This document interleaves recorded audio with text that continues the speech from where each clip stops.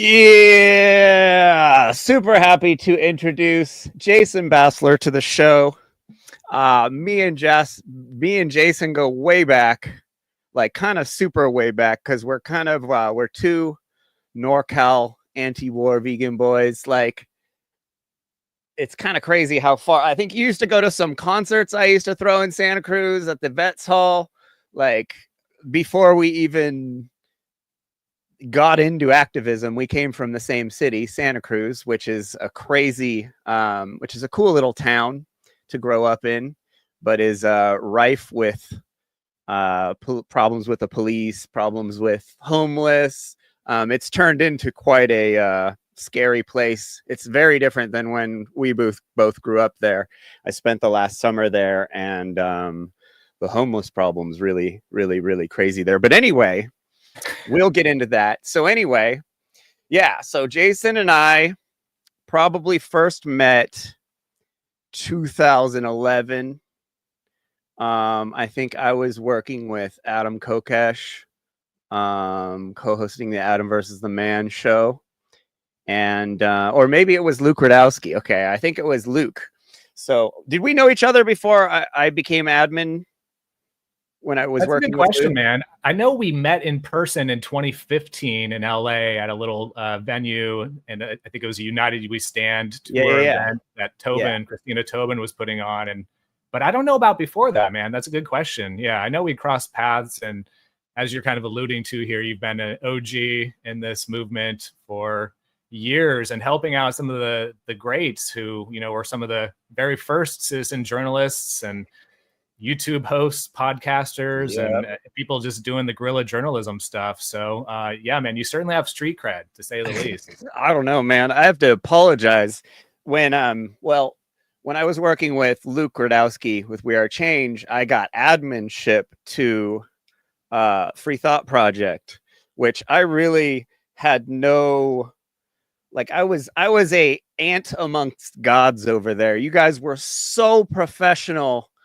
And like, I remember getting really caught up, wound up, kind of doing, running a YouTube and running, I was kind of running We Are Change while Luke was off just like traveling for a few years. Yeah. And I remember one day, I was kind of just like, I was spread thin, to say the least. And it was starting to affect me. And I remember you, and I don't remember who it was else your partner was at the time. You like scheduled a meeting with me, and we like met up, and you were just like, "How you doing, man?" Because you were the first person to be like, dude, Luke's got you wearing way too many hats here. Like, you're doing way too much stuff. Because I was getting really like overwhelmed with that. Specifically, sure. I was having to write articles, aggregate articles, edit stuff, post stuff, do all this, running a pretty big channel for the time. And I just remember just being blown away by how professional you were and how such a well-oiled machine that you had going over there, and me getting thrown in with my ADD and like doing too many things at once. It was just like, I just had no right to be up there with you guys, but it was really awesome. And I learned a lot while I was over there, kind of underneath your wing a little bit. But we were warriors back then, dude. We were fighting a war back in the day. The info war was insane back in the day, and you and your channel was bigger than CNN. So I don't think people really understand these days for the new generation. There has been maybe even two new generations of truthers that have come through since we were killing it back in the day. But I don't think people understand how big indie media was before the Purge. Sure. And you unfortunately got purged during tell that story, because I don't know the dates and everything. Yeah, man. Well, yeah, I'm glad you brought up that story about, having that call and everything. I think that's important, just really quick caveat. I think it's important we do that for each other, because this type of work can be grueling. especially when you're doing it as a living, as a profession. I mean, you get knee deep in this stuff. And if you're not mentally strong enough, man, it really can take a toll, especially a lot of the accountability stuff. I know we have a mutual friend, David over at San Joaquin Valley Transparency, who's been doing this for some time. And we talk about this kind of stuff frequently. You do need to take a little break here and there. You need to kind of rest, rejuvenate, recover, and look out for each other. So I'm glad that you reminded me of that. I forgot about that story. Yeah. But yeah, man, we've been battling this fight for a long time now. Certainly pioneers in this genre. I don't know if we'll ever get our due credit in the history books, but hey, that's okay. Who the fuck cares anyway? Yeah. I mean, like you mentioned, I chose to help others with their careers through that whole period, unfortunately. And I'm only kind of now, the last year or two, got a podcast going and stayed consistent with it. And actually started doing my own thing, because I've always helped people, because I always, I was able, however, so I am able to get around the right people. I always want to help them out, because I always feel like they can do so much better than me. But then the more I've been around those people, you just kind of can tell you can just do things yourself. You don't necessarily have to help others, and you can go out and do your own thing, which I think your story is a testament to, because you were working for someone as a journalist before setting off and starting Free Thought Project, which Indeed. At the time, I mean, dude, Free Thought I can't think of another more legit indie media outlet for that time. You guys came through. Who was it? Rick Fry, who was helping out with the memes. Was that Rick Fry?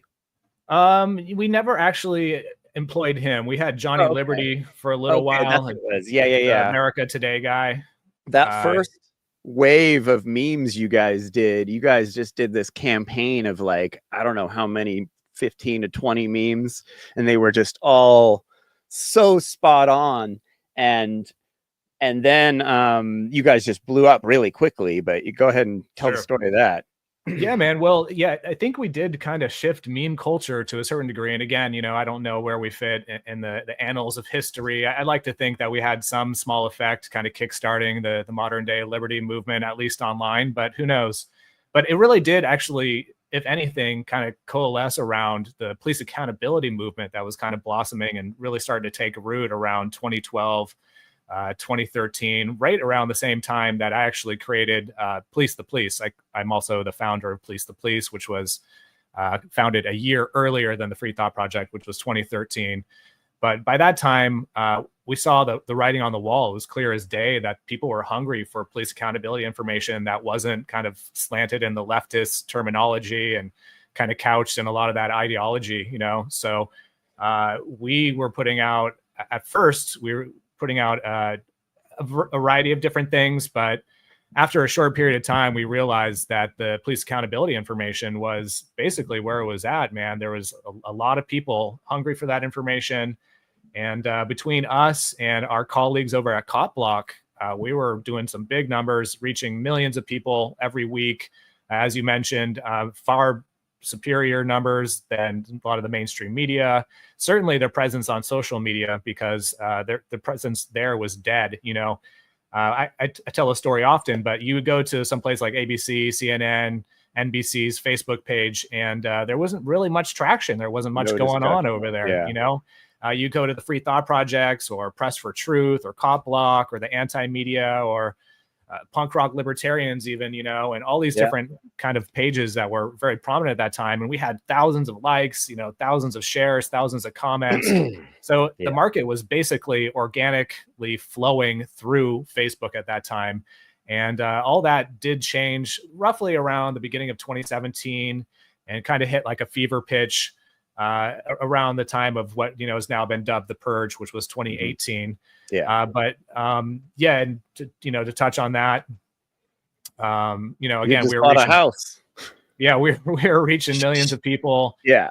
We thought we had this kind of foundation, right, for as an organization that basically bootstrapped ourselves into the position that we were. I was a nobody. Matt Agris, the co-founder of the Free Thought Project, was basically a nobody. Had done some writing, but we used the tools that we had.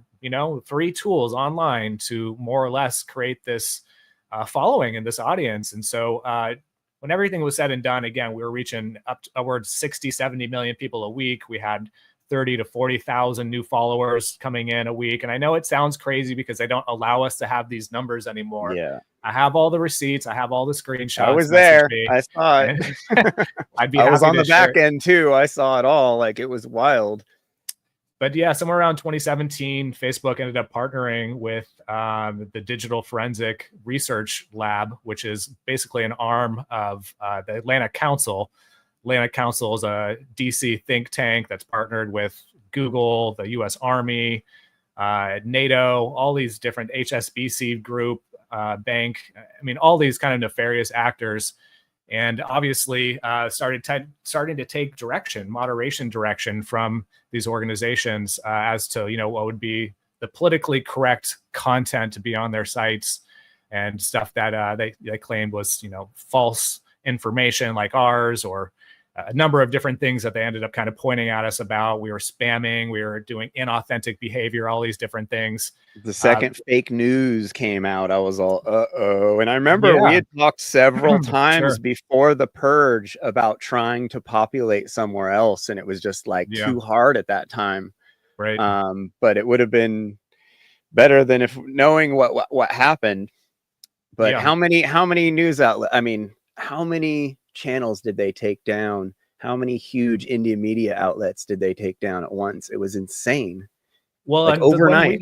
When we got hit, it was about 900 different pages and accounts. Yeah. Some were organizations, some were just individuals. But of course, they kind of muddied the waters by saying we were all involved with the Russia collusion stuff. And they kind of threw in that narrative. And you're right. You're totally right. Trump also, I think it was maybe 6 months prior or so, started to really harp on the fake news mantra, and that became this whole talking point. And so, in some ways, like, that did us no favors, that really ended up kind of setting a fertile breeding ground for this type of narrative to take root with the media. And so, that's why a lot of times when now people are saying like Trump's going to fix all this stuff, I'm skeptical, man, because all this happened under Trump's watch in 2018, so and I remember, didn't some lady go on the news and read a list, and you guys were on it, and they were like, these are fake news channels, you shouldn't watch them. Like, I remember seeing something and just being like so offended, being like,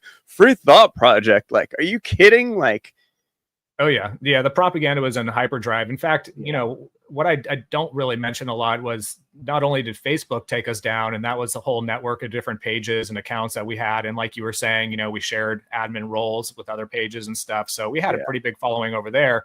We also had a pretty moderate following on Twitter. That was a good size. And that also got taken down within hours of Facebook. Not only that, we got another strike on YouTube that same day, and Tumblr took down my account. So this seemed like, who knows? Like, maybe it was just a coincidence. We ended up not having any real violation on YouTube. It was just another strike. So that was kind of a weird, but all of this put together in one day just didn't. I almost want to do a documentary about it. Like, has anyone done a deep dive on like the purge yet? Like, it would be really interesting. Me and Bros and Carrie Wedler have talked about doing it and like really kind of putting our heads together. I feel like it's so much time has gone by now. I think we just passed the 6-year mark. So it's like, does anybody care? I don't know. Is there any interest? I think it's interesting, obviously, because this was a whole new breed of alternative media that was not only popping up, but was thriving. And, because we didn't really have any alignment with mainstream media, we never had that mainstream recognition that we probably would have if, we had it, I don't know, maybe pander to the left or the right or something. But nevertheless, man, like, this was the new media that was emerging. And over the course of, between, I'd say 2017 to about 2020, and then of course all the COVID censorship, but between 2017 and 2019, 2020, they wiped out a lot of foundational organizations and people who had really established themselves as the new indie media. Yeah. It was insane. And I remember you started working one of my one of my groups that I had, or one of my pages. And you ended up polling like some 15 million posts, you know, or like posts with like 15 million views and stuff out of it. And I remember back in the day, like people, like kids these days don't get it. Like they gave us so many views back in the day. I remember posting stuff that went viral and getting like 12 million in a month, you know, very rarely, but it would happen every once in a while. It was kind of like gambling. Like you'd hit it every once in a while. These days, you can't do stuff like that. Like I have all the receipts too. I have all the analytics, screenshots of analytics with 15 million views, you know, just off of some one dumb meme that just hit right, you know, or like some article. Right, like there was this article here. Let me see if I could post it. There was this one I wrote with We Are Change, and it's dumb and it's funny. It's funny because I was so much of a noob. I used the word drive when I should have used the word travel. And this was the only article I ever made money on with We Are Change, because this article went viral and it did like some insane number where I was just like, how's that even possible? Like in the double digits of millions. And then since I've worked for Luke, I've seen this article go viral again several times, and there's tons of people who use this article as an example in their YouTube to like bust on the sovereign citizen movement because the word drive. Sure. But, like, I can't imagine how many, maybe 1 billion views at this point this article has gotten over that time, because when I left We Are Change, it was in the double digits of millions, like something 20 something million views. And I've seen it go viral hard to where people will start sending it to me again. They're like, oh, I just saw you just wrote this article. And I was like, no, that was like 10 years ago, dude. You know, like, and I totally fucked it up because I wrote drive instead of travel. Sure. Yeah. Well, just tap Luke on the shoulder. I'm sure he'll let you edit that. Yeah. No big problem. Right. But the views we used to get, and what's the word for when people are like discussing and doing stuff on the anyway, like it used to be crazy, and it's laughable now. Like we've all literally, like, they made a whole different Facebook and put us in it. That's an echo chamber. Yeah, Twitter's decent now. You know, it's hit or miss. A lot of times I'll post something, I'm like, this is profound. Like this, people are going to resonate with this. This is an important statement. Like this is philosophically consistent. Yeah. And then zero engagement. And then you post some, you know, snarky hot take, and it's like straight through the roof. And so that part of it, I'm kind of over, man, because I do sometimes want to do the long form posts where I deep dive into a subject, you know, and it's like, like people just don't want to read it. And the same could probably be said for the articles that we used to write. You know, even if Zuck were to magically give us back our pages, like we'd have to change our operations pretty significantly. People don't read articles the way they used to, especially not in today's, you know, hyper niche TikTok world where it's websites. Like I don't go to websites anymore. You know, like sure. Well, video too. Video is kind of the dominant content, so that would change. But you know, honestly, man, we used to have a pretty good video game as well. I think it was 2017. We almost had 1 billion views.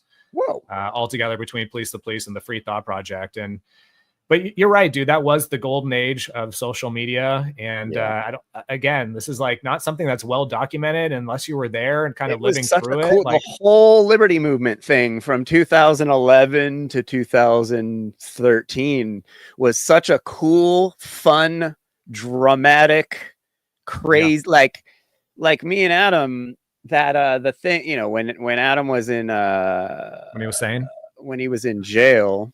I took over his podcast, and you know, he ended up in jail because we organized a open carry march on DC, and like 25,000 people said that they were going to show up. So literally the government had to have a response to it because it was so big, because we had so much reach back then. And it's just absolutely gone. So how is do you think growing up in Santa Cruz motivated you to do the police and all that? Absolutely. Yeah, absolutely, man. I mean, I know we both grew up within punk rock culture. You kind of touched on it there in the beginning, and going to shows, and a lot of the stuff, I mean, kind of shaped and formed my early activism and some of my early beliefs. And luckily I was able to kind of really iron that out, you know, the philosophy side of things, my own ideology and stuff later. But that was a huge beginning for me. In fact, I still get pumped up listening to some propaganda albums and stuff. You know, there's still some bands that I absolutely love, but Santa Cruz and the Bay Area in general has kind of a counterculture kind of FU vibe. You know, I mean, being kind of the skate surf town that Santa Cruz is, like, it's just kind of ingrained in your DNA, you know. And I skated, I was into bands and punk rock, I played music, so absolutely, man, that certainly had something to do with it. I mean, I kind of grew up with that as my backbone, you know. Really, I was doing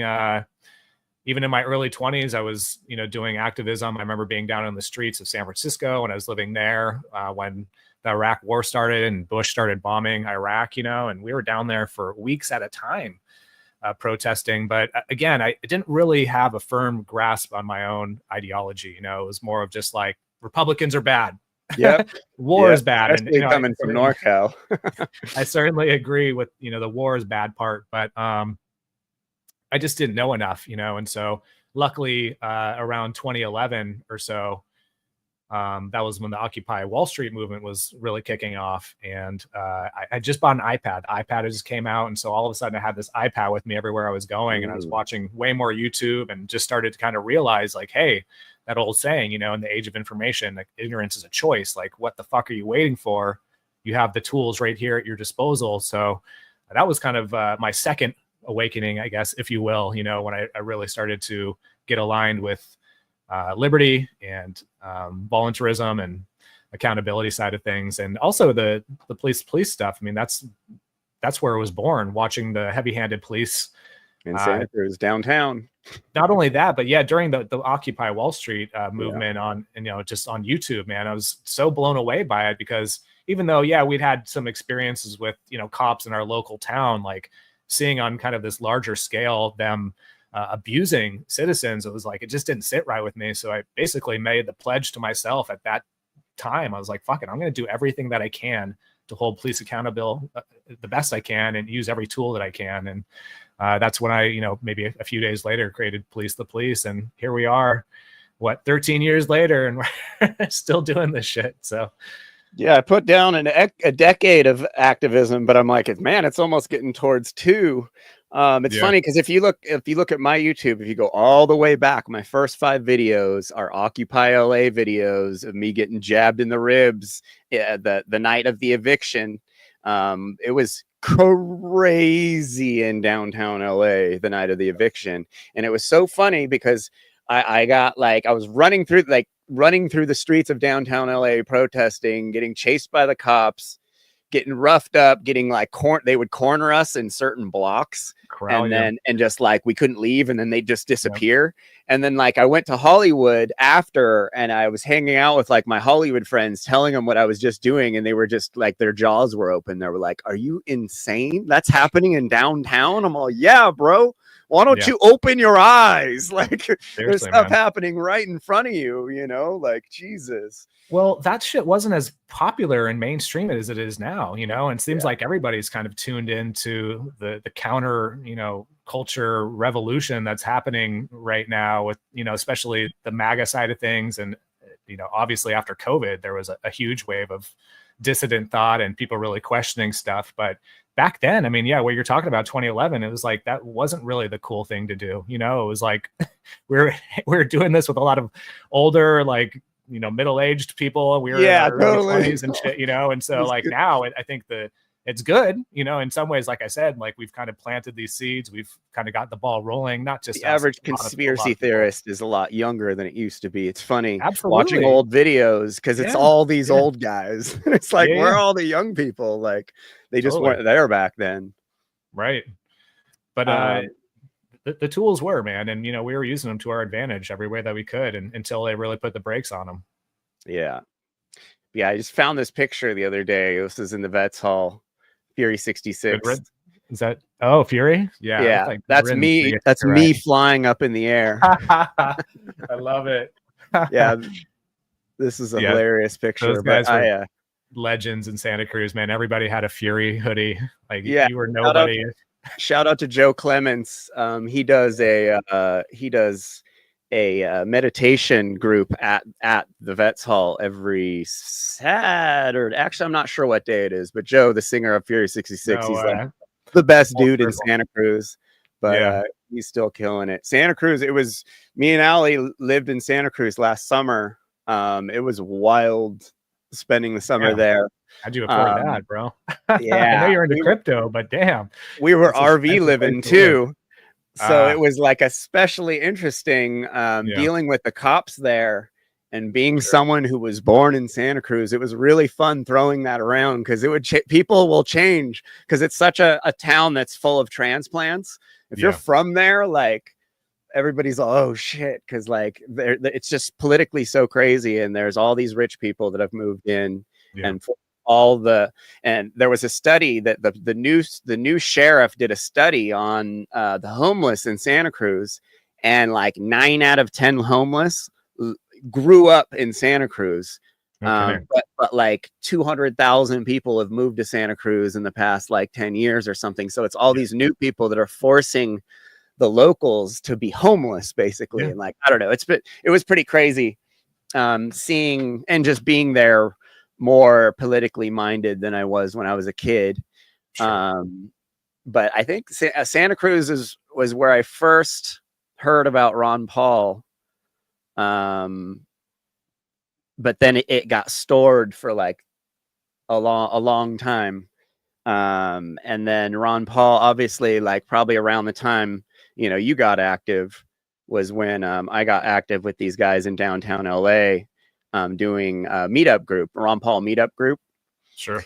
And these were the guys that I was going to all of the events. I got really amped on libertarianism, like really amped, and started making videos and just like started doing events. I did this civil disobedience event like 5 years in a row in Santa Monica at the beach, where we'd just go and we'd break all the rules that you're because they were like telling us we couldn't play football and like dig holes and stuff. So we took like a keg down there and did a barbecue, and we had like topless around and stuff, and it was hilarious. A bunch of like the local Adam and like all these guys showed up, and so those were always fun. And then and we had some Ron Paul events there, and Ron Paul actually wrote about our events in his last book. He mentioned, he talked about grassroots activism, and he was like, these guys that, in Hollywood, California, just like rented this apartment, tore the carpet up, made a stage, and just started doing local events. And we had all kinds of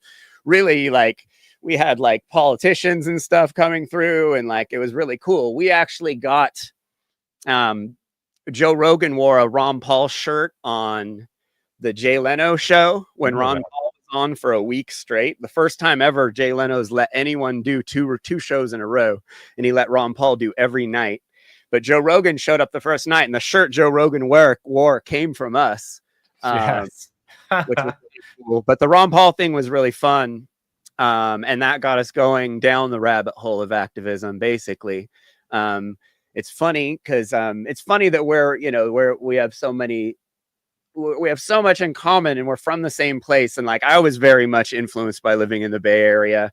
I grew up in the Bay Area, Gulf War I, and got to see and go to protests with my father, anti-war protests, like way back in the day. Bush era. But yeah, and then just growing up in Santa Cruz, it's just such a more politically active place, but it's more left-leaning. And so it's like the veganism and the anti-war, I never got rid of that. Or I mean, I sold out veganism for a while, but I got it back at least. So, but that I never didn't have vegan guilt or anything like that. Like, but because I was super into the vegan straight edge scene in Santa Cruz, which was really big. And then just like having the more politically awake environment growing up in, I just moving to Hollywood, I ended up being in a band, and I just never really wanted to do it really because it wasn't activism. I really, you know, just because of Santa Cruz for some reason. And it was funny because, as I mentioned earlier, when you had that you had that pep talk with me, like I went to a school in Santa Cruz that was a clean and sober school where we had group every day. And so like you talking to me like that totally was my language at that time, which was funny. And that's totally what I needed at the time, because I didn't have anyone to talk to me like that. You were just like, hey, you know, I'm concerned. You seem a little frazzled, you know, and you just like talk to me like a human, when everyone I had spoken to for 2 years just was either a troll or someone who wanted to be in the position I was because I was the right-hand man of some guy that they liked and they didn't think I was worthy. And just like, you know, and then just dealing with these guys and their personalities, these guys that get big within our movement, just dealing with their personalities in general. It's a lot of work. And at that time, you know, I had just been on a you know, I was living in Nicaragua. Remember that? Yeah, remember that. We are changed nonstop. After doing, you know, after completely giving my life over to Adam versus the Man show for several years, you know, and you know, I just had a kid and all kinds of crazy stuff. So it was just like, you seemed like you really cared, and you were an actual human during a time I wasn't dealing with a lot of humanity. So it was really cool. It was something I never forgot. No, dude, that warms my heart. And I don't mean to, you know, be cheesy or anything. Like that's honestly, like that's what it's all about. Like that's what we're here doing this shit, you know. And yeah, I guess we're both kind of probably in the same camp when that saying, you know, never meet your heroes, because unfortunately, I kind of had the same experiences with a couple of these people who I very much was inspired by, and even you know, for years and years, we thought they were like doing amazing work, and they were for a long time. But you know, maybe who they actually are doesn't really align with who we hope they are, you know. And so yeah, it was kind of some learning lessons to be learned. There's a lot of egos in the freedom movement. Big time. Yeah, and a lot of people that don't know how to deal with their or control their emotions and stuff, because we're not, you know, there isn't much. We aren't taught much psychology. We aren't taught much, you know, in school. We aren't taught how to teach each other and how to support each other. We're taught to compete, you know, compete for money and compete for jobs and compete for grades and compete in baseball and basketball and all this stuff. It's just compete. And then you have the media. So it's like, you know, it's we do so much outward pointing as activists because we're blaming the government and everything. There really needs to be like a equal amount of inner work along with it. And I got back into Mark Passio and natural law a lot lately. So that's kind of been a lot of my direction recently, just because, Passio's a shit. And he's gotten screwed pretty bad by the movement ever since he went vegan. Everyone's just basically been like, fuck you, dude, and turn their back on natural law, which is crazy. It's like, okay, be mad at Mark, but don't give up on pushing, you know, the principles of natural law. It's pretty wild. But yeah. So let's say you started a channel tomorrow, right? A new channel. How would you go about doing that? Or how would you, like me with 5,000 viewers on YouTube, what would be your advice for getting out there these days in 2025? I know, because you used to be the gangster at this shit. Like I was on the back end of all the WordPress and all that, seeing what Jason was doing back in the day. And I couldn't do it. I can't do what you do. My brain just does not work that way. I don't believe in ADD, but I do have some sort of like, you know, I was on a bunch of ADD drugs back in the day when I was a kid. They tested some shit on me, and I think it messed with me. But I can't do what you do. How you set up posts and how you were trying to teach me to set up posts, it's just so, there's so much going on, and it was such like art to watch on the back end. Just like you being a gangster at what you're doing, and you knowing, and just like how much output you guys were putting out, and how every post just got like 25,000 views overnight, you know. And it just, has things changed? Is it still just relentless, nonstop, every hour posting, or can you get away with posting once a week and expect to even go anywhere? Like, what's it like these days? Yeah, I think the days of organic reach are long gone, and the algorithms rule. The algorithms rule us, Jeffrey, unfortunately. Yeah, no, for sure. Yeah. So, no, there are still like formulas that you can apply. If they work, is kind of hit or miss. And, you know, to be completely honest with you, man, I've kind of had to pivot a bit too. I mean, I'm still doing this. It's not my full-time gig anymore as it once was. We tried so many avenues to find different revenue streams, and we just had one, you know, thing after another kind of fall flat on its face. So I kind of had to take to doing more contract work. So I'm still doing social media stuff, just not full-time for the Free Thought Project. But I have noticed that things have changed, pretty significantly. And it all just kind of comes down to, you know, who you are these days, especially, you know, like I was saying, one of the last kind of bastions of hope here with the little bit of organic reach that they'll give us is Twitter.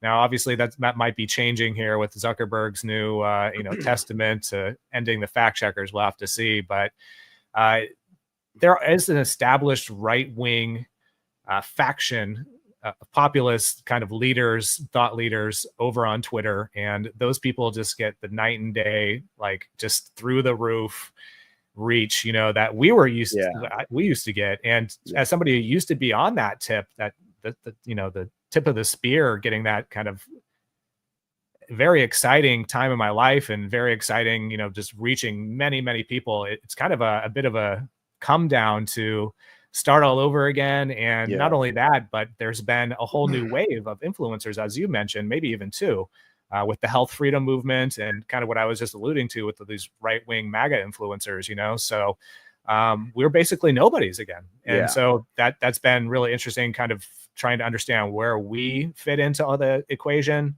especially with the limited time and budget that we have.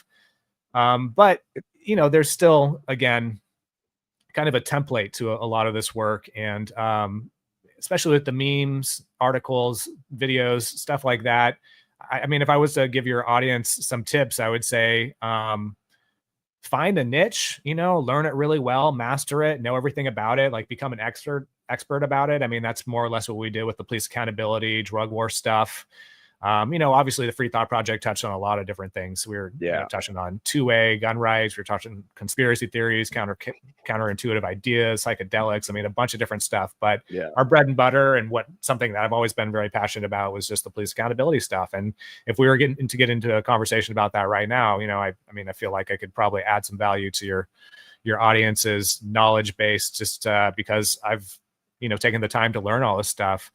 Also, one other thing I would say is, like, don't worry about being objective. And I don't know if this is something that you really struggle with, but like, it's not really possible anyway, you know. Be biased, like, just be upfront about your bias. Like, we're biased for peace and liberty and accountability. And so, like, if you look at any of our articles on the Free Thought Project, you'll see that slant, you know. But like, we're not pretending that we're objective about things.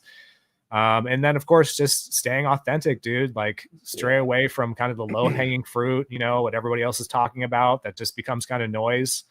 You know, try to just keep it as authentic as possible about issues and topics that really matter to you. And, you know, there's that old saying, authenticity repeated builds trust, you know. And if once your audience really trusts that you're doing it for the right reasons, you're more inclined to get more views and shares and all that kind of stuff.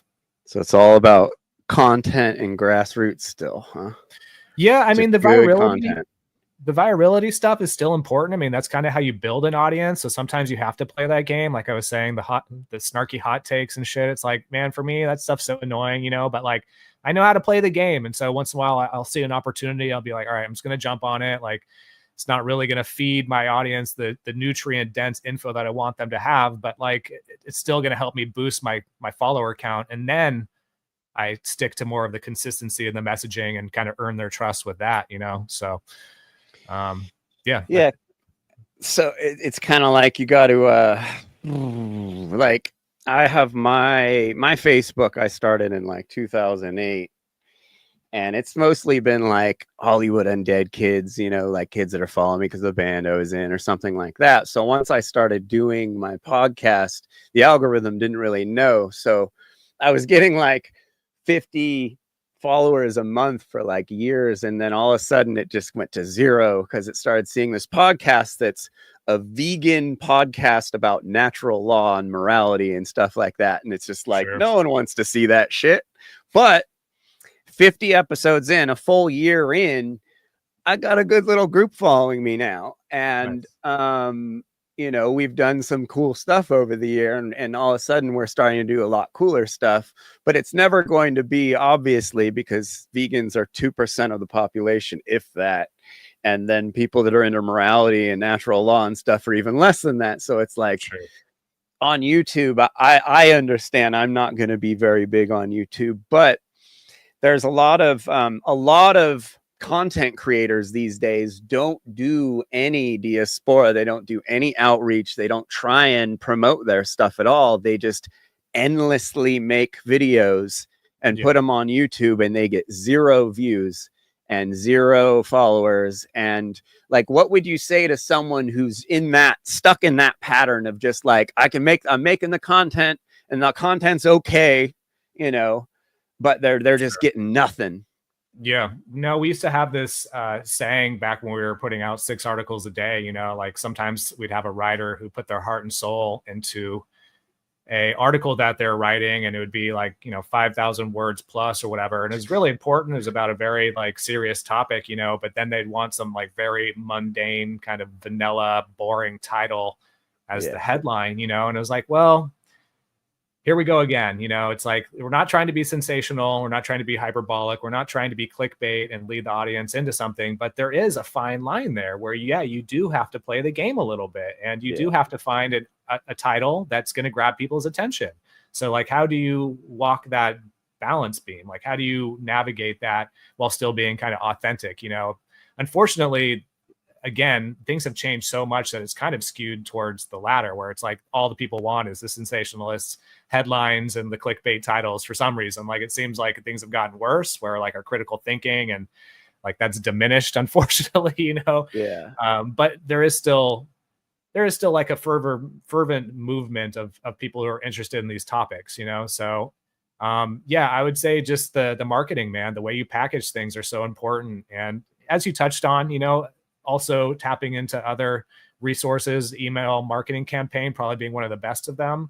Emails aren't something that are really being censored or shadow banned, at least that we know of. I mean, I'm sure Google's doing something behind the scenes, but if you do have a decent sized email list base, then start there, you know, start collecting people's emails, offer them a free ebook or something. You know, there's always kind of ways to, you know, attract them. And I think it's called like a lead magnet, you know, where you could get emails and you don't have to necessarily rely on the social media side of things, you know, and that's kind of actually the best template for social media. And that's how people like James Corbett have really been able to weather the storm of censorship on social media, because they never were playing the social media game to begin with. They always just had people coming straight to their site, you know, and they never invested the time and energy, because let's face it, like, social media, we're looking for the return on investment, right? Like, we're putting in all this time, we're looking for followers, but the game has changed so much that even if you have 10,000 followers,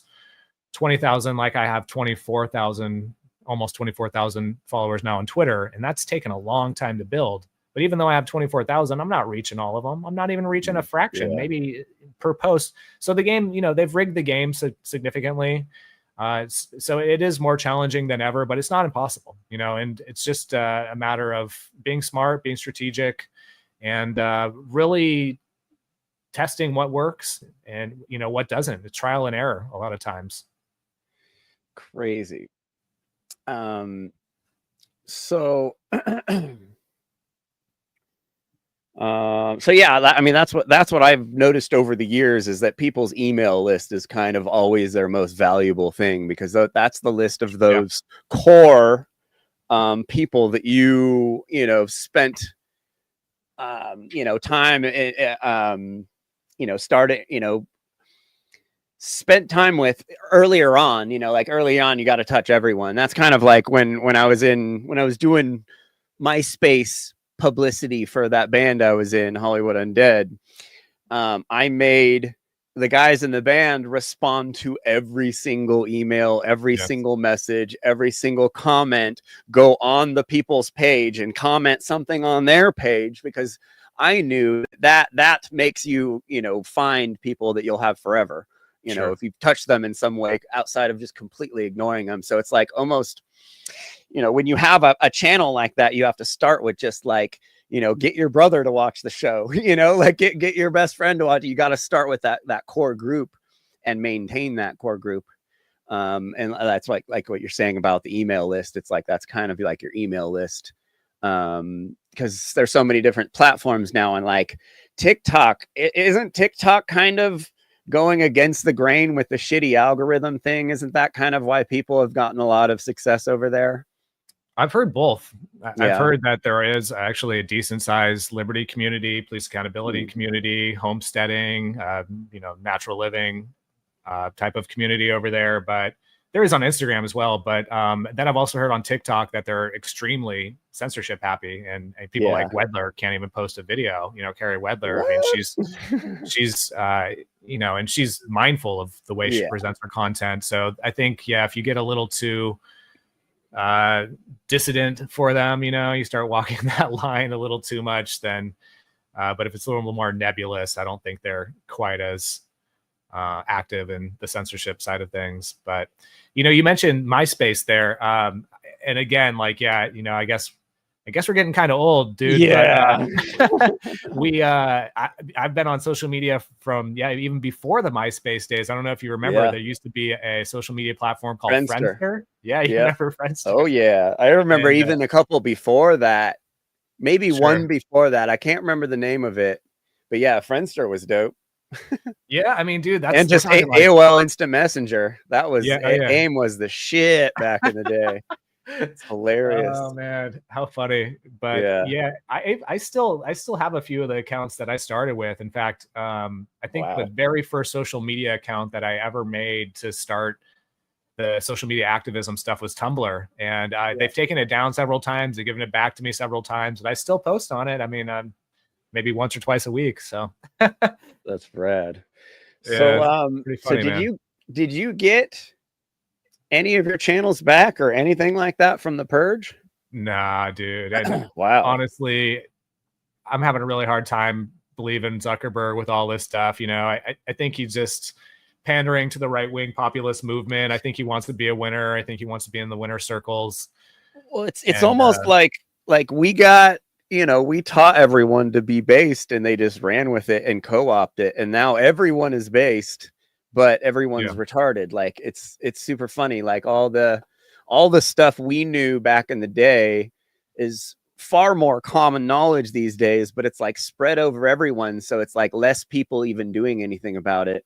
It's like more fakers and stuff. You know what it is, man? It's the fucking culture wars bullshit that's really taking the front seat, you know? Because when we were doing this, a lot of the principles were kind of driving the car as far as like, what we were interested in. The taxation is theft meme. I mean, all that stuff. Like that was kind of the core of what we're at. And now we're talking about every cultural issue under the sun and having a, debate about it. And some of them are a little more worthy of our time than others, but a lot of it's just become noise, dude. And so that part of it has kind of been frustrating for me to watch as well, because it's like, again, like, where do I fit into all this nonsense?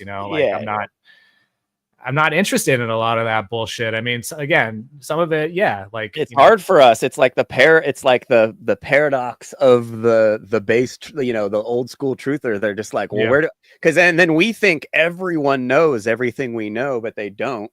And so it's like, then you have that aspect, and that's why it's been cool doing a show and doing it, because people are like, holy shit, like, a lot. And it's like, do I thought everyone knows this stuff, but no one really, it's like, it's like like I've just it's been shocking over the years, like talking to random people and just being like, damn, like people really know the basic principles of freedom and shit now compared to, you know, just you're more apt to find someone who's not a statist these days. I mean, they're still statists for sure.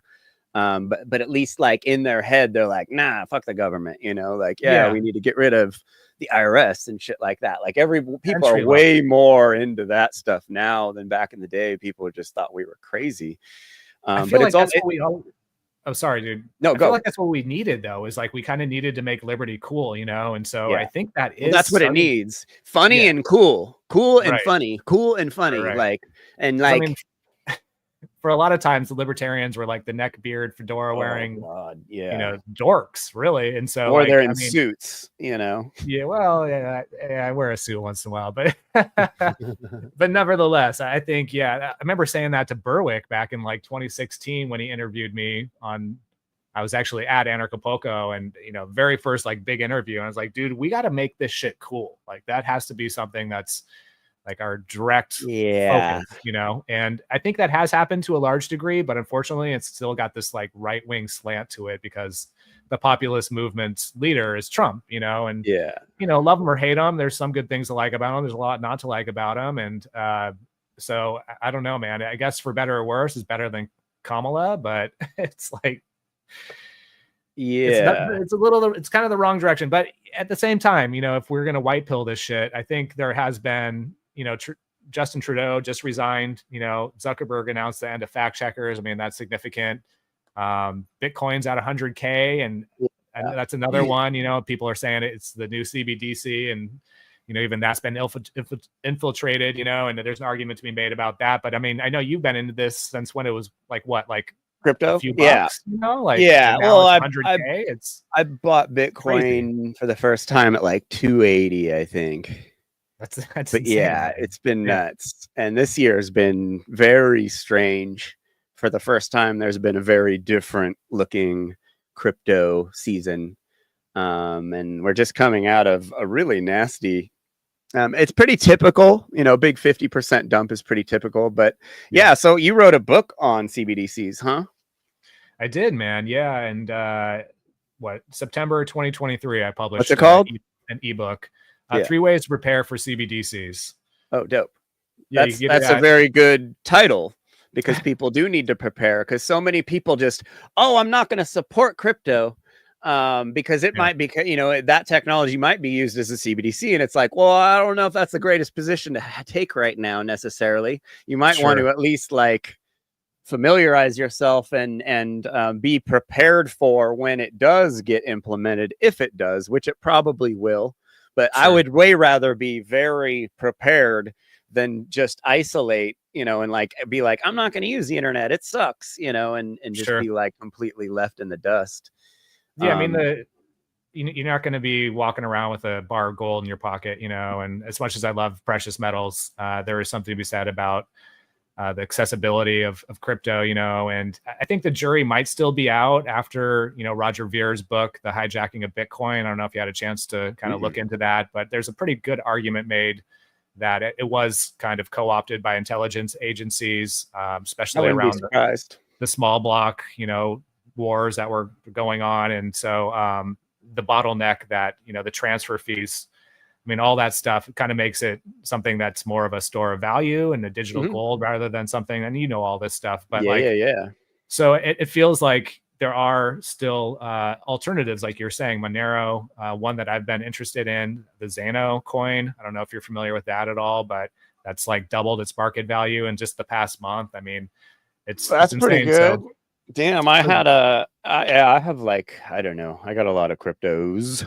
but I had during the bear season, Pendle, a coin called Pendle. So during the bear season, it went from 8 cents to 80 cents during the bear season, this last bear season. So that's very strange to now see micro caps having massive bull runs in the bear season. I've just been focusing, and that coin, I just bought it because it was the smallest cap coin on crypto.com. I've just been into small caps basically, which is higher risk, but the return on them is insane compared to having a load of large caps that are, you know, that do healthily go up every 4 years. But the kind of the small cap gains are kind of crazy, and in AI coins, and gaming is going to be nuts. Obviously, you probably know crypto gaming is going to be absolutely batshit. It started with DeFi. DeFi was pretty rad. Crypto banking, DeFi, that's always going to be big, but it was the big thing two crypto runs ago. But then gaming and AI tokens, it's pretty wild. But the original technology is still really good. Like the Ethereum, the smart contracts. Like, I explained smart contracts. Like, I could make a smart contract to pay my son a certain amount of money when he graduates, if his grades are a certain amount, pay him out a certain amount depending on those grades, or send me the money back, all without a human being involved. Right. Like, and this will happen no matter what. Like that's pretty rad technology. And when people start really understanding what this software means in the future, they're going to be way more into crypto. But mostly these days, people are just kind of going along with it and just buying it without really knowing, and which is pretty smart. If you're in, all it really matters is that you're kind of involved in crypto. You'll probably do pretty well. You don't have to go crazy and become a day trader. A lot of people just immediately they want to become a day trader, and it's like, no, your life will go to shit. Any relationships you have will fall apart. You won't sleep. Your health will, like, you have to be awake 24/7 basically. But don't buy that Bitcoin from BlackRock. Try no. XRP and a lot of these CBDC potential coins, it's like you have to have some ethics behind it. I get in this people all the time because everyone loves XRP, and I'm like, why the fuck would you support XRP? It's a mess, man. Banking coin, that's the whole opposite of why we got into crypto, and but no one cares. And I've had the maxis. Dude, one of my co-hosts on my podcast doesn't come on my show anymore because I was like, dude, that's like an unethical coin. And he's just like, all crypto is unethical. And I'm like, no, it's not. Like, you can't say that. But, Lord. Yeah, I've been arguing with fucking no coiners for 10 years about crypto. And I'm a crypto realist. It may have always been a CIA thing. I'm not one of these guys that's like, no way, man. Like the whole Satoshi Nakamoto thing, like that seems real sus to me. But well, I don't know if the argument, at least from Roger Ver, I don't want to misrepresent his book, but I don't think that's the argument that it was like, a CIA. Well, who knows from the beginning? But, of course, who knows? But like, I think what his argument is, it got infiltrated over the years, and particularly during the block wars. But yeah, man, we'll see.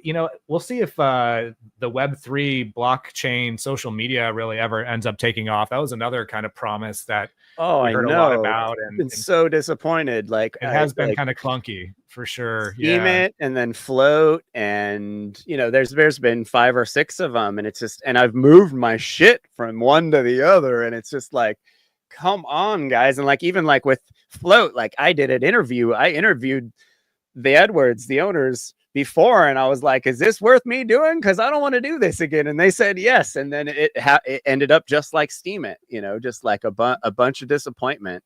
Man, those guys get the John McAfee Award for just disappearing from the internet, bro. Like, dude, they ghosted. I haven't heard from either of them, the Edwards, and they were friendly with me. They flew me out to Texas to speak, and like I talked. Float Fest was fun. Yeah.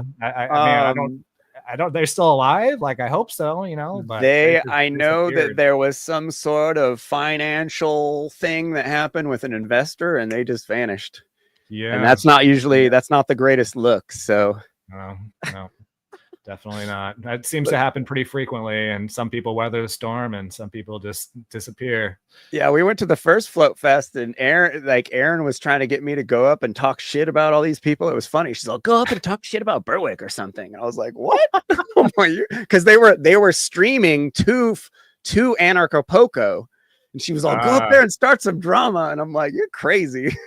That's too funny, man. I think I went to the second one, so I probably just missed you. Yeah. The first one was me and Allie flew to Austin and rode our bikes to the event. It was like halfway across Texas. It was a pretty crazy adventure. But yeah, so I think David was gonna pop up. But yeah, I was trying to think. There was so many. I was spent the morning brainwashing, or just like going through my head, because it's like that was just. I just don't think these new blood people, they just don't know how crazy things were back in the day. Like we were. I mean, now obviously Tim Pool is mainstream news now, which is Tim and Luke are mainstream news, and that's like, I'm not surprised. Because I was there, you know, when do you remember when like before the purge, there was like something happened where it was like almost like everyone got a phone call and were told to like change what they were kind of report, like, oh God, I'm trying to remember. I just remember it felt like when I was working for Luke during that time was a very strange period of, you know, in truther land. Obviously the purge hadn't happened yet, but it was just, things had just hit such like a crescendo at that time. And then, yeah, it was weird because like Luke just vanished. He just got like a plane ticket. He had like an endless plane ticket and he was just flying all around the world. And like, it was just such a weird time. And like people started supporting Bernie Sanders, and people started like, you know, like it was like, what is going on? What? I thought we were, you know, Ron Paul heads over here, you know, like, and it was like, no, we got to get behind Bernie because we can't have Hillary. And it's like, no, but we just spent 5 years learning this isn't how we do things, you know? Yeah. No, wow. And like you being at the head of such a big outlet, it must have been, you know, something you had to think about all the time with what you're putting out, you know? Absolutely. Yeah, man. Well, yeah, always had to kind of walk that line. That's one thing I'll actually say here in favor of our work with the Free Thought Project, is that I think we were successful at always kind of blurring the lines of not pandering too much to the left, too much to the right. In fact, we frequently had people who would call us leftists, call us righties, you know, and it was like, it looked like a really righty website. It was very friendly and nice looking and like kind of like hippie, you know, like it had like a funny feel to it. So it did kind of throw you off. What up, dude? What's up, Sam? What's up, fellas? What up, dude? How you doing, gentlemen? Good, brother. Good to see you, man. You've been busy. I actually had my first toke in a long time, and it was the last. Are you super high right now? Yeah, and it was the last Louis that I had, the pre-rolls that I get from Louis the 13th. Oh, yeah, I remember those. So all I needed was a couple, man, and you're all right. I'm ready. I think I needed this break, man, and I'm not gonna lie, this is it's a nice break to take. You know, I've been going 100 miles an hour for a whole week, and yeah, you have. You know, getting to just talk to you guys, just relax, I guess, is a really break. You know, it's a real good break that I need. So, hell yeah, man, yeah. Dude, you've been killing it. You've been cracking me up. This fool, this guy's live the other day on Instagram, and he's just like, it's like, you know how you can like put a video on YouTube and watch it fast. This dude's on like fast, and he's like driving around looking for cops, pulls over, runs up to these cops, and they're like around this building where there's a dead body in, and they're like like have some respect, some respect. And Dave's like, no, that's cool. If it's a dead body, I'll leave. Obviously you can't violate the rights of the dead body. Like he's running away, and this cop just starts cracking up. The cop laughs at him, and then he goes over and like not like a minute later rolls up on this dude and just puts the smackdown of the century on this guy. We got to watch this just for a second. Do you own this place? Is this a public? Let me see your name tag, man. What's your name? No. I'm gonna tell you my name. Why the hell would I answer tell this you question? my name? Okay, I'm gonna leave. You need to leave. Preface it, you were just walking around trying to get into the office, right? Yeah, and what you don't see on the video or even here is he was just he had like a bad attitude. He's like, he had like a face like he was dogging me. He's like, "What are you doing here?" And I was like, "Oh, I'm the wrong motherfucker to talk like that." Dude, you to snapped again. back at him so fast. He had no chance. You're all, "Hey, what are you doing?" You were like, "What do you care?" Like right back at him and walked up to him, and he was just all, "Oh shit, this guy's the wrong guy to mess with." Yeah. Well, you could tell he's got a tight shirt on. It looks like he's probably been lifting for a year or so, and maybe Probably longer. on But keto or something. he definitely has some ego up in there, trying to flex on you, David. Yeah. Let's do this.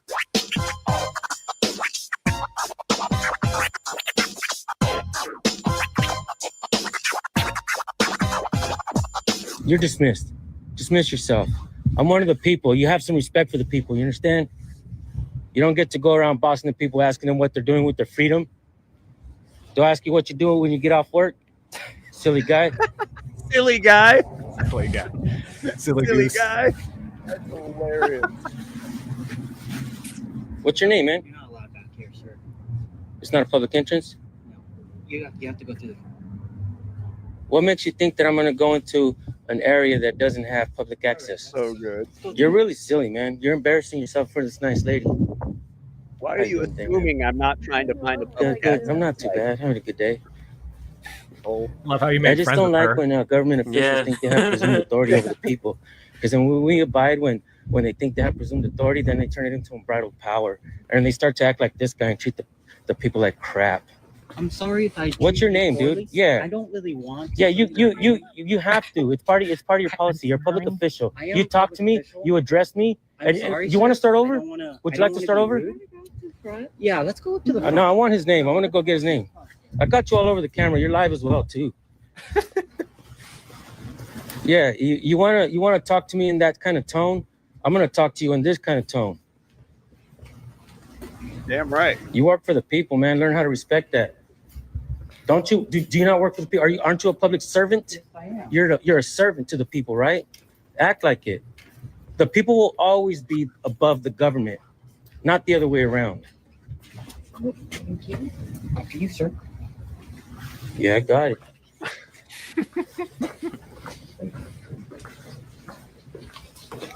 What office do you work for? Yeah, you want the people to answer your questions, but you won't answer the people's questions. Joker. Yeah, the one in the street. We're trying to move it because see how there's grass there? We're trying to move it to the corner, all the way to the edge. Yeah, see that wood one? We want to bring it out. Yeah, to the Like, side of someone the save sidewalk. me, please. Yeah. Someone come up to me and talk to me about something so I can The neighbors across the street, see how they kind of Yeah. dodge Do you this work for the guy. city, man? Do you work for the city? Yeah, I work for the city. Mind if I have your name? Huh? Mind if I get your name? Sure. My name's Stephanie. Thank you so much. It's not that hard, you see? You're so nice. I appreciate you. You're like teaching a child how to be nice. Yeah. I just go and ask questions of public officials, let people know that they can go around and access public areas and stuff like that. And My name is Josh. Josh, you want to start over? Yes. No, thank you. My name. I'm not going to tell you my name. Yeah. But that area is public access, is not. Yeah. Yeah. So we were going to go in there to internal affairs to speak to them, Oh. but the back door was locked. So then I walked away from it. Oh yeah, there's certain entrances. That door's usually open. I've been through here many times. I've been in this area many times. All right? I've been doing this a long time. And I demand the same respect that any one of the people deserves. Okay. Right or wrong? Right. Yeah, you don't have authority over free people, do you? I'm not trying to have authority over you, sir. I'm just very curious as to why you're coming around here and just doing this. Is it what's not forbidden is allowed? Not necessarily. Yes, it is. Mm, What's not forbidden is allowed. What is it? What's the First Amendment of the Constitution? freedom of speech, What else? There's four more. freedom of press, Freedom of press, freedom of religion. religion. Yes. What else? Two more. Hey, There's that's two more. pretty good. You're failing the test, buddy. I'm so sorry about This is why I do what I do, Right. because you guys seem to forget. And if you would have known it, and if you would not have forgotten it, you wouldn't address me the way you did, because I'm in a public accessible area and I have the freedom of press. right? Mm-hmm. And I have a freedom of speech, Right. right? Yes. I'm not coming here to practice religion, but I also do have a freedom to assemble. Yes. Yeah, I can have an assembly, go to church, backyard barbecues, whatever. And when we realize in our assembly or whatever it is we do that something's wrong in government, we have the right to what? Petition our government for a redress of grievances, right? Okay. That means I can bellyache. I can come to the government and I can talk to you and ask questions. And I can tell you guys what you guys are doing is wrong. And the way you address me is wrong. So I'm bellyaching with you right now. You understand me? It's always the people. God first, the people, and then the government. Yeah. You're never above us. You will always be below us. I'm part of the community too, though. Sir. Not right now when you're on duty, and not the way you address us. Okay? He probably cried himself to sleep that night. And I don't mean no disrespect, pretty but I bummed. don't like being addressed that way. Like if I have to give you some kind of answer. I don't. You did come off kind of rude. You know what? I'll admit that if I did come off as rude, I'm very sorry about that. I appreciate it. Now I'll shake your hand. Hey. Now, what do you think would happen if that camera wasn't there? Nothing. Right. There was you paused it at a perfect time. I don't know if you could finish playing it, but he mentions how, he was just worried or whatever, concerned about why I was there. And I let him know, well, hey, because he said you could be doing something illegal. And I said, well, how do I know you're not doing something illegal in your office? And I was like, what happened with the mayor in Wasco? And Wasco is the town I grew up in, about fucking 27 miles from here, right? And a mayor from Wasco was caught up recently by a fucking predator poacher and got bitch slapped, and they resigned the next day. Damn. And they've scrubbed that video from everywhere, but I screen recorded it. It was the ex-mayor. And the actual mayor now, his name is Vincent Martinez, and it's a kid that I grew up with in school, and I was actually cool with them when they tried to beat him up one time when they were clowning him. I fucking kind of took him under my wing. And, I hung out with him and shit, and he kind of forgets all that now. He became a cop, and he actually had married my ex's twin sister. And I guess I was on the wrong side of the law because I was always smoking weed, getting busted and shit. And he was on the right side of the law because he kind of became a goody two-shoes. But yeah, he actually, he was a sheriff deputy in that town, and he got fired and shit, but now he's the mayor. So, but yeah, the old mayor got slapped by a predator poacher, and I kind of bring it up to him. And if you watch the rest of it, he'll know exactly what I'm talking about, Yeah. So how important is it to film cops? When I woke up one day, I was watching the news and shit, and I seen that they said that Kern County was the deadliest county for police justified killings, in the entire nation's per capita. And I was like, damn, so these motherfuckers kill people and get away with it. And I was like, well, shit, man, my kids are going to grow up here. I was like, why don't I just, reach out to a couple of these channels and see if I could record them, or if they would come down and record. And I did go out and record with the channel. And it's like one day. And then so I just decided to go out and start recording. And I wanted to stay anonymous, and I wanted the cops to feel like somebody was recording them, even if they weren't. And but my son Nate, the guy with the puffy hair, man, he was with me since I first started. He was 14, and he would just kind of always stand behind me, and just kind of be in the background and shit. But yeah, man, I think it's important because it was an uphill battle to try to get them to use body cams, and now it's a fucking uphill battle just to try to fucking get the body cams. And it's like we're all dependent on the cops, to fucking protect us. We've become a dependent society where we expect the cops to protect us. They want a monopoly on safety and violence. You know what I mean? And the way they behave, man, they're always fucking rude to the people. They act like they're in a hurry, even though they're on the fucking clock. And they disrespect everybody. If there's undesirable, and there will always be bootlickers, because there are certain people that believe that propaganda that they use, and to make believe that they keep us safe and shit. You know what I mean? And I understand that there's like nice neighborhoods, and the cops keep the undesirables out. So why the fuck would the cops or the people care if the cops violate Fourth Amendment rights? Just get them the fuck out of here. You know what I mean? It's an eyesore. And so I get it. You're never going to convince everyone that, cops are really not fucking needed. And at this point, man, it feels like our cops really needed, because I think the majority of the people can be good and do, you know, most of the fucking work themselves, you know, like look at the predator poachers. They were catching a lot of motherfuckers, dude.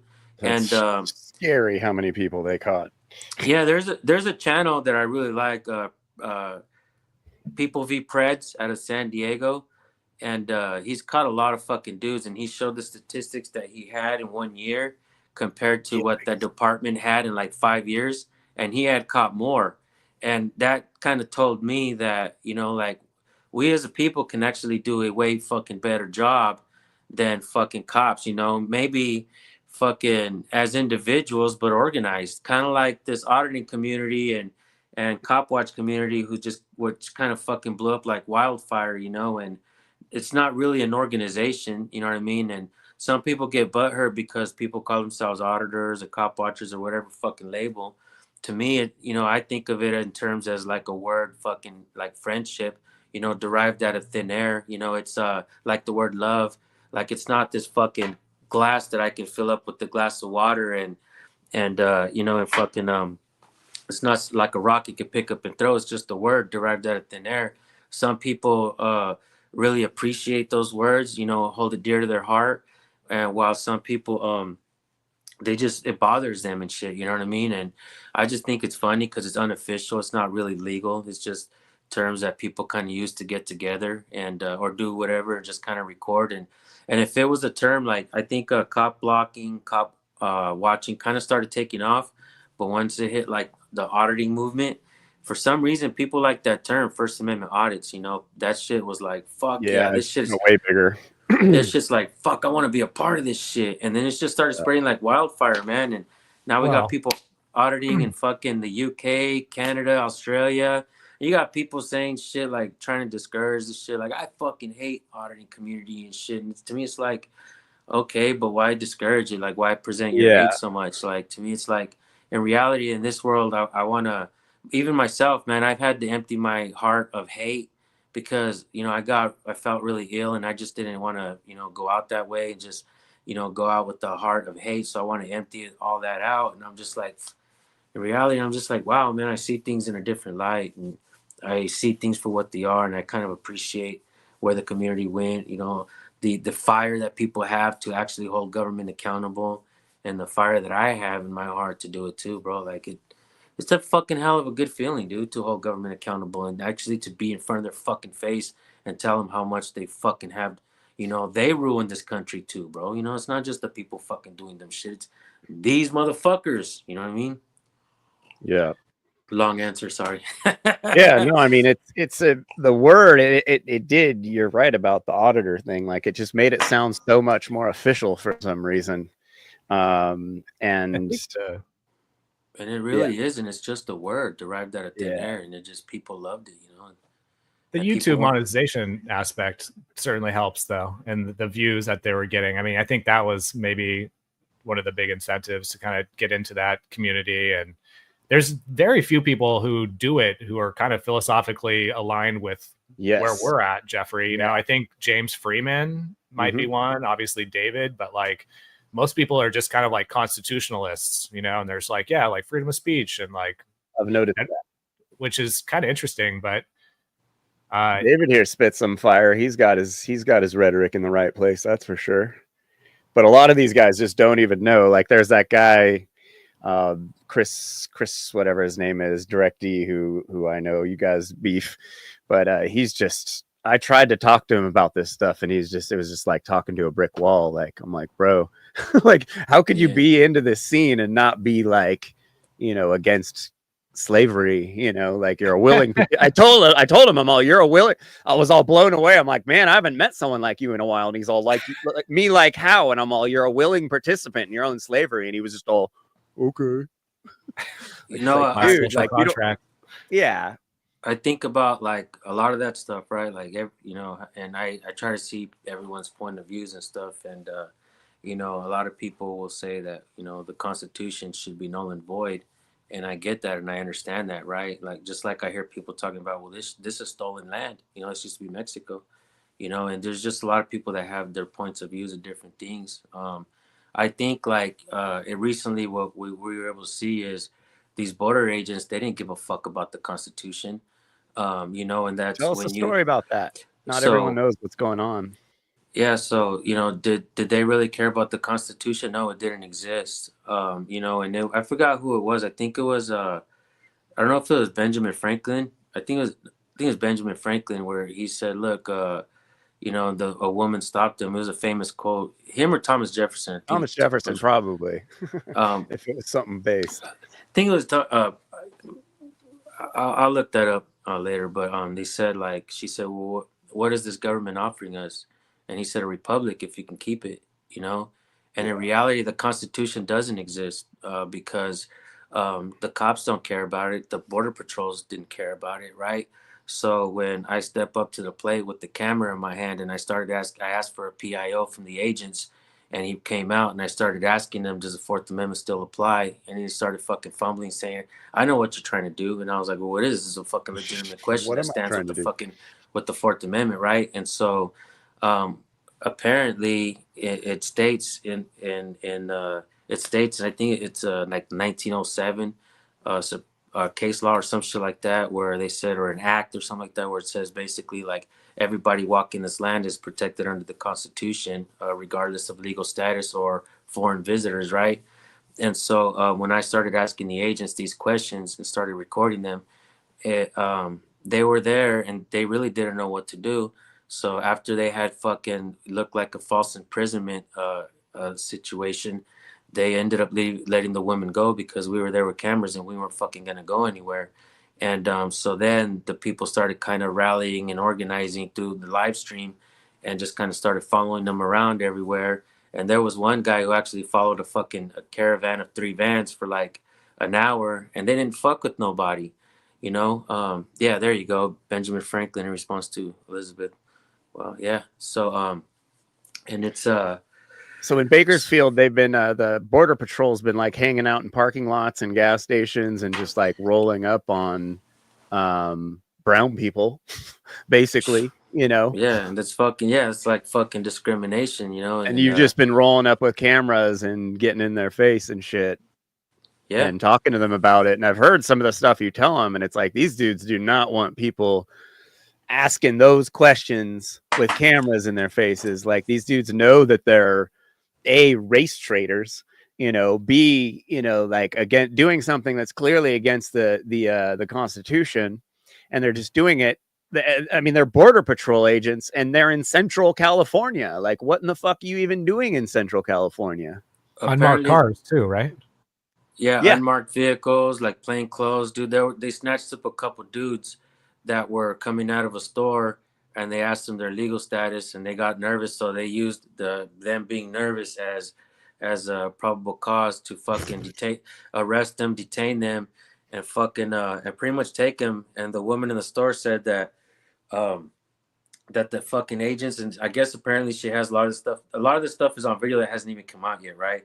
These agents were fucking like laughing after they threw the food away. They're fucking giggling at the dude. One of the agents, I don't know if this is on camera or not, but puts a tortilla on the fucking trunk and he has a corn tortilla hanging off the back of the trunk, and the dude looks Mexican, right? And He was just about to eat. I guess I don't know what the took fuck. his food and just threw it away.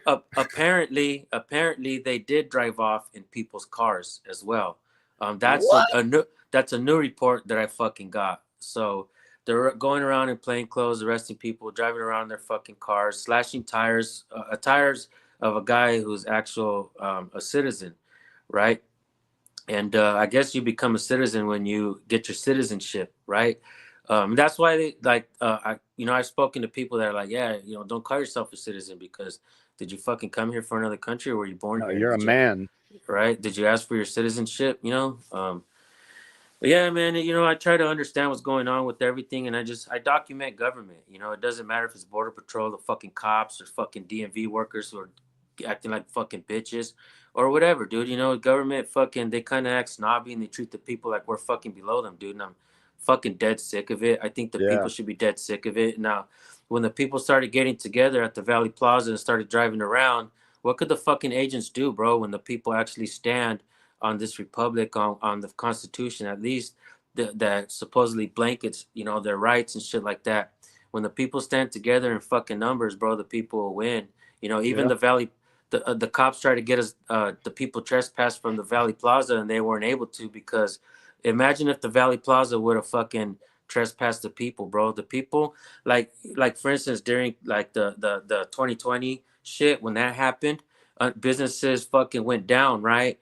But they came back because customers came back afterwards. In this type of situation, you lose a fucking customer, they're never gonna come back, bro. If they would have trespassed the people would have never fucking come back. I believe that fucking mall would have been closed in 3 months. So the mall stood with the people when the fucking cops tried to trespass the people. And I was live streaming and people were fucking organizing. Even the people that were helping me organize and helping other organizations organize this massive fucking protest.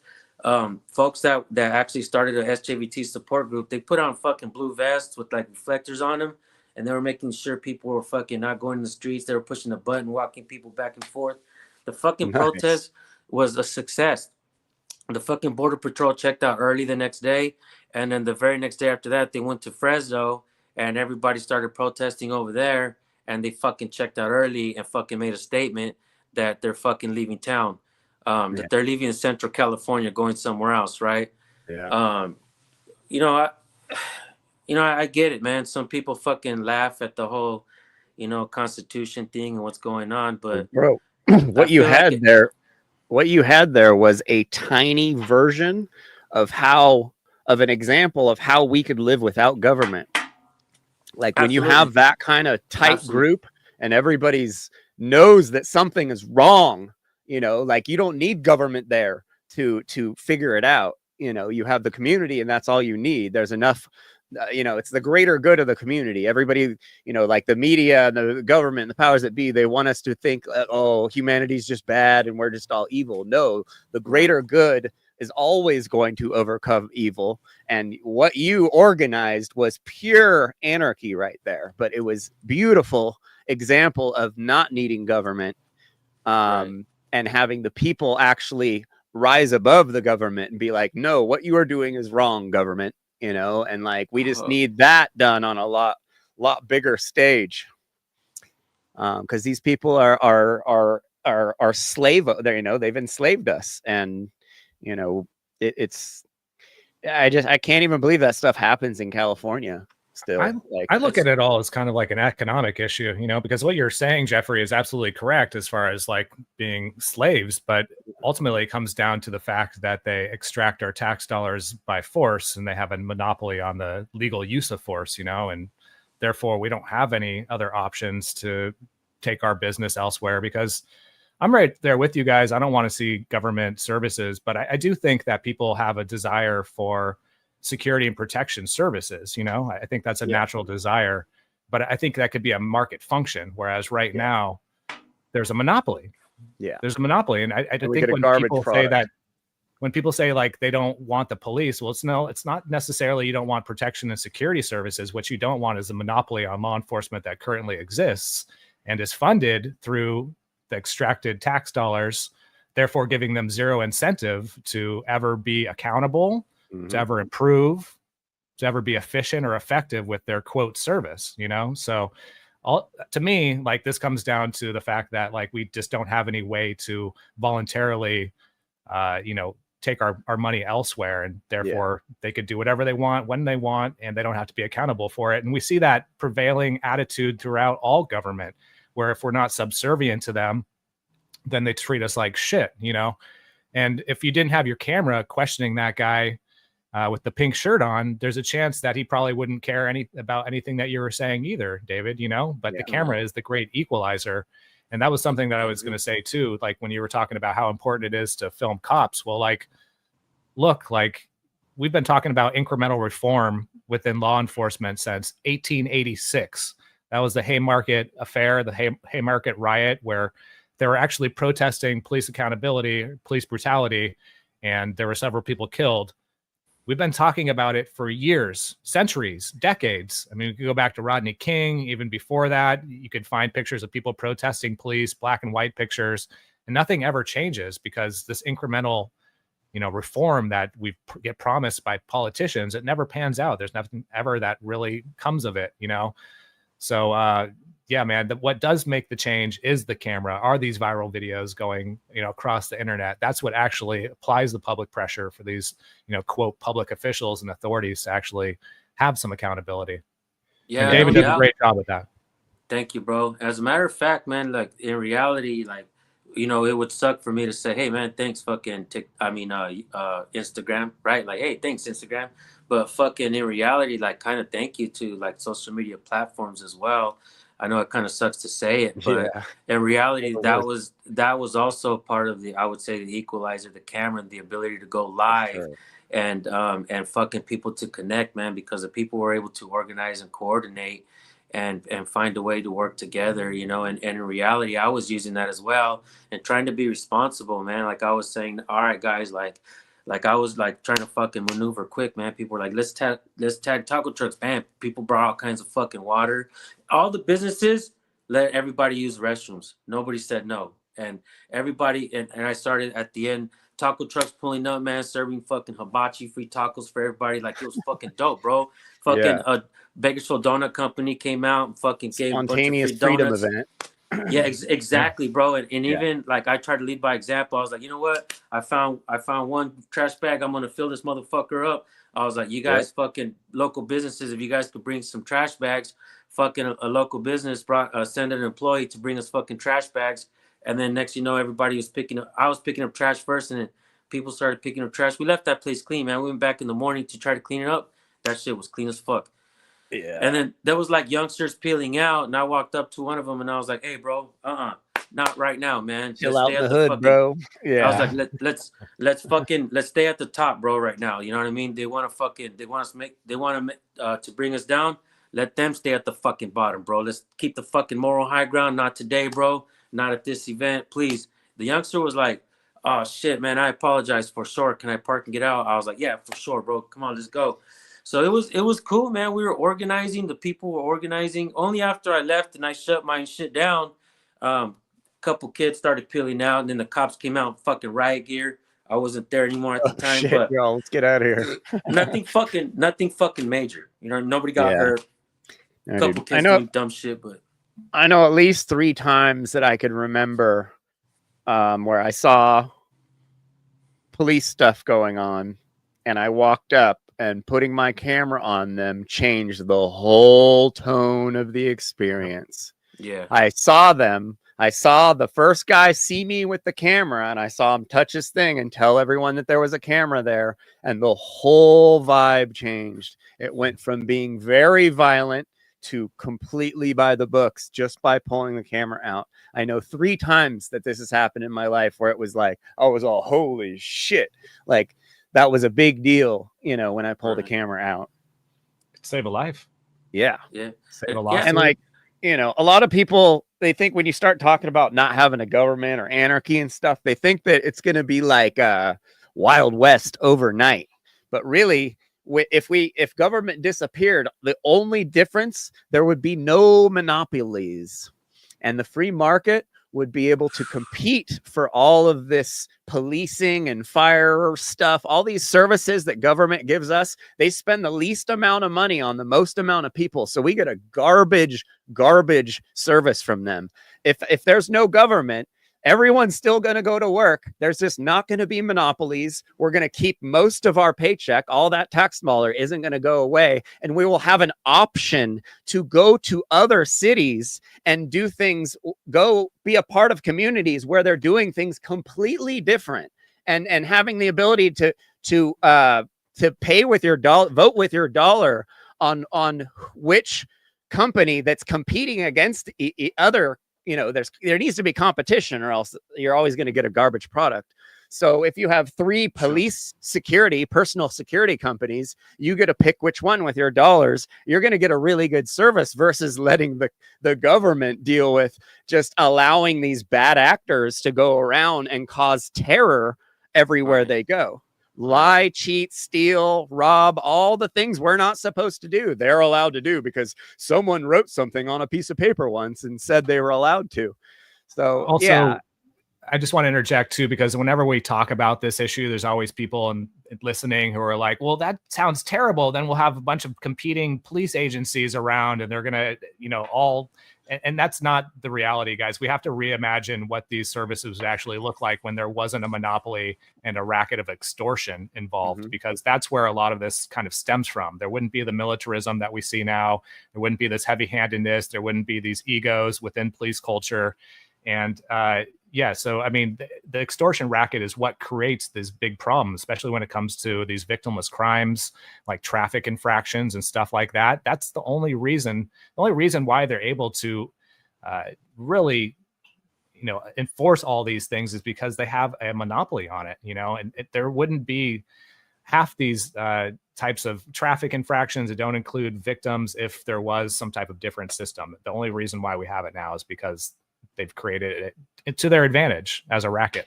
Yeah, you get the typical argument against the free market. They're like, oh, what if there's a ketchup company and you buy some ketchup and it kills you?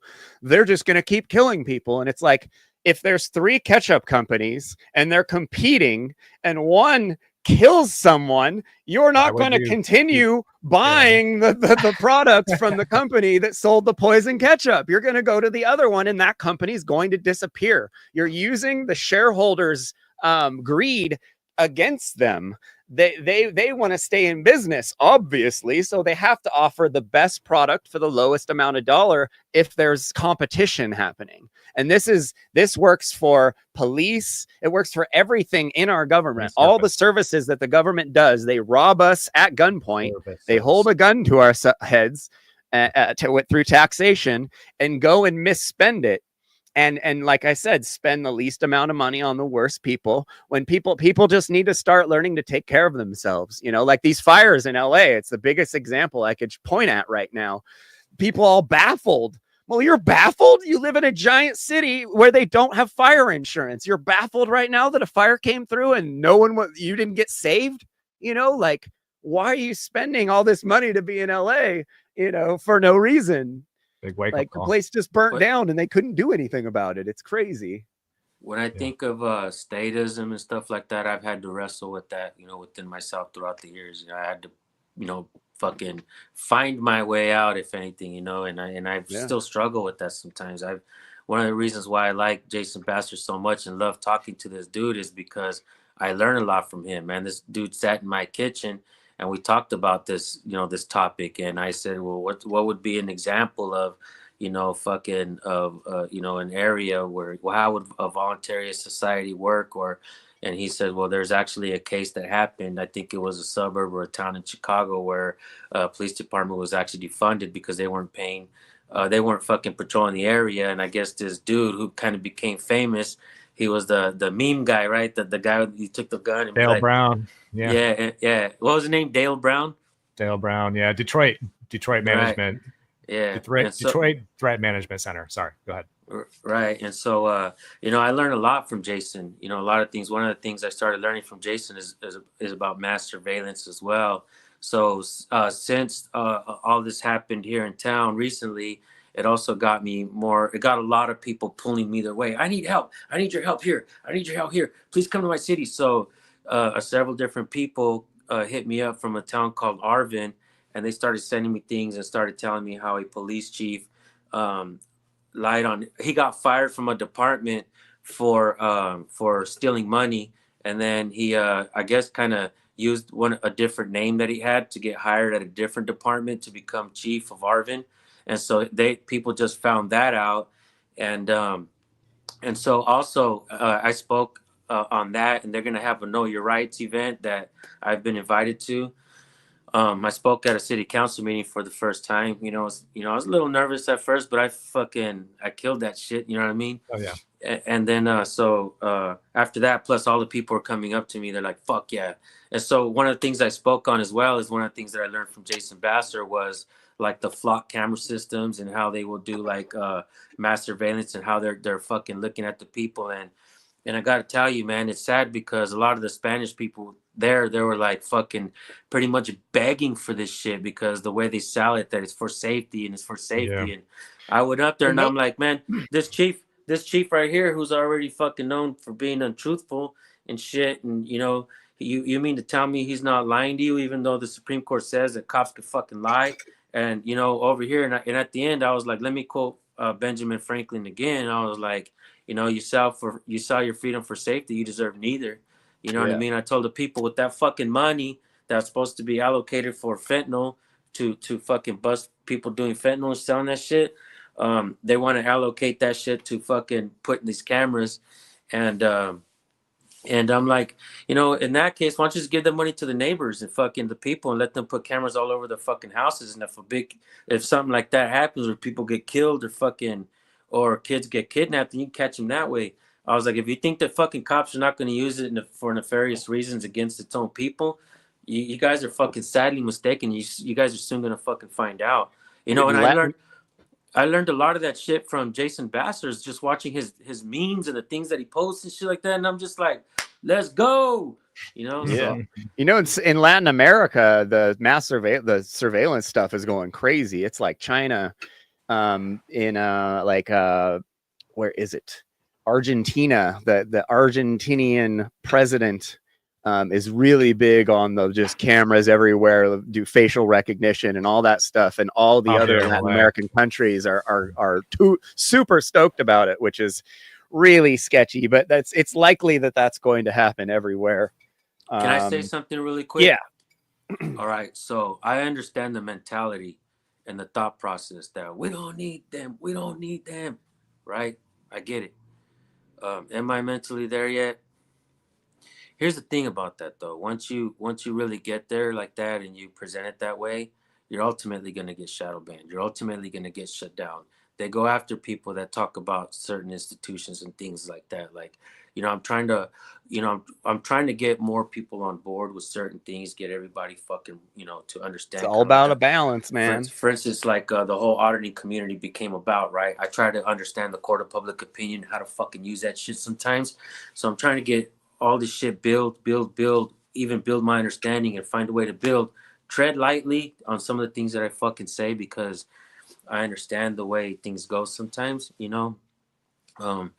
But yeah, man, I mean, I think it's possible to try to empower people, and then when you hit big, massive fucking crowds like that, then you could really truly begin to educate the people. Like a lot of the Instagram people are like, I didn't know you could fucking talk to them like that. Like, holy shit. Everybody's seen that shit and it's fucking inspiring. What we're about to see probably here in Kern County really soon, it's going to be a lot fucking different here too, because not only have we made a fucking difference nationwide and in other countries as well, like the UK, people getting empowered to use the phone and record, to ask questions, hold them accountable, and start questioning authority.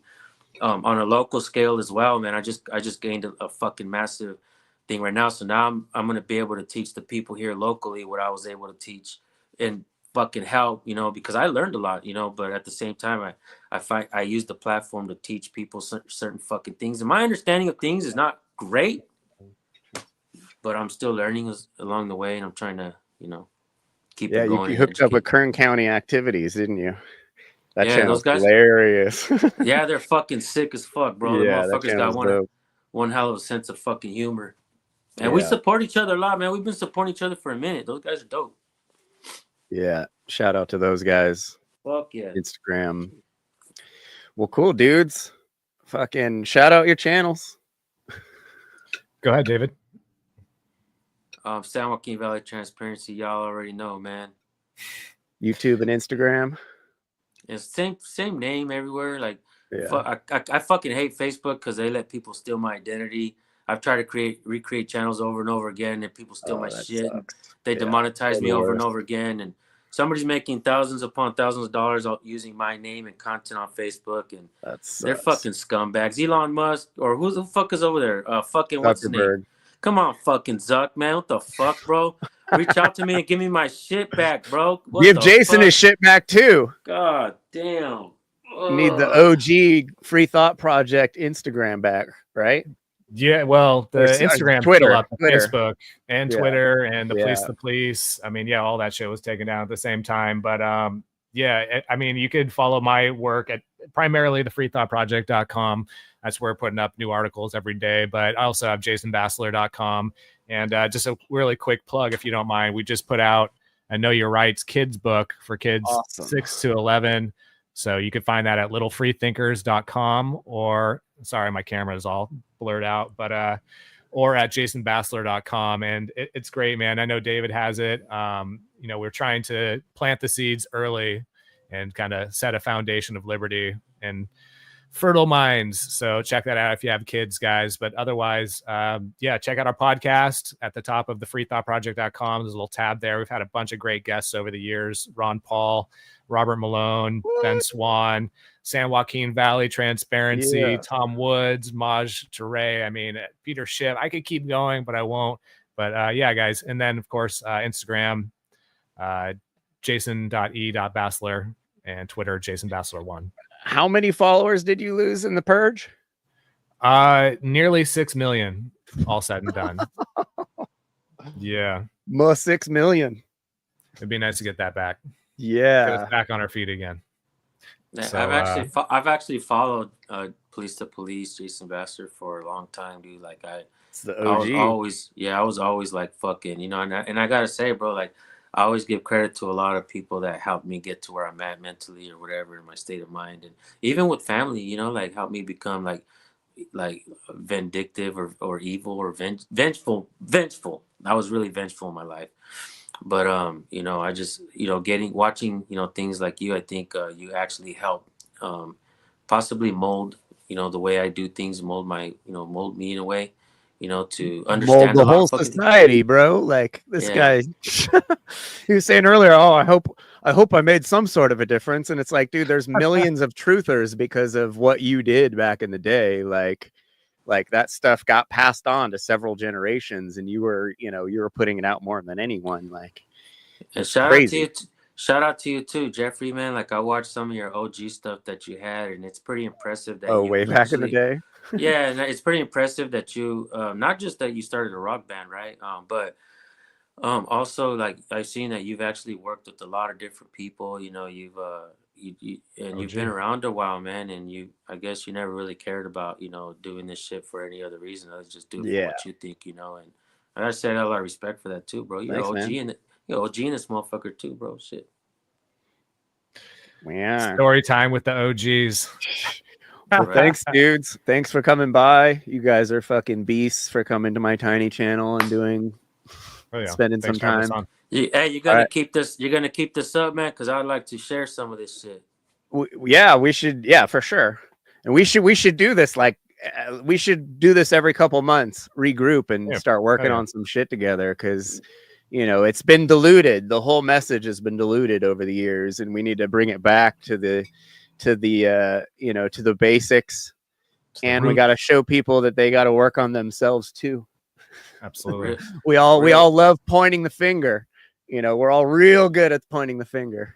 Real For deal, sure, man. Yeah. All right, Good dudes. Peace. Love you guys. Peace. Yeah. Boom. Cheers to the people who did wake up and activate and become peers in the great work. Nothing but admiration and thanks. And this forced shadow work has not been for you. It has been for those who did not respond to the fucking call of freedom. And you guys already know that. I don't even need to repeat that. But I will say with my Vienna lager here, cheers to the people who really did the great work. The ones who really activated, the ones who spoke out, the ones who put the message of freedom publicly out into the world through the creation, the creative expression that came from within themselves to publish and communicate it to those in need of that knowledge. You're my brothers and sisters, and you're my peers in the great work, and thank you.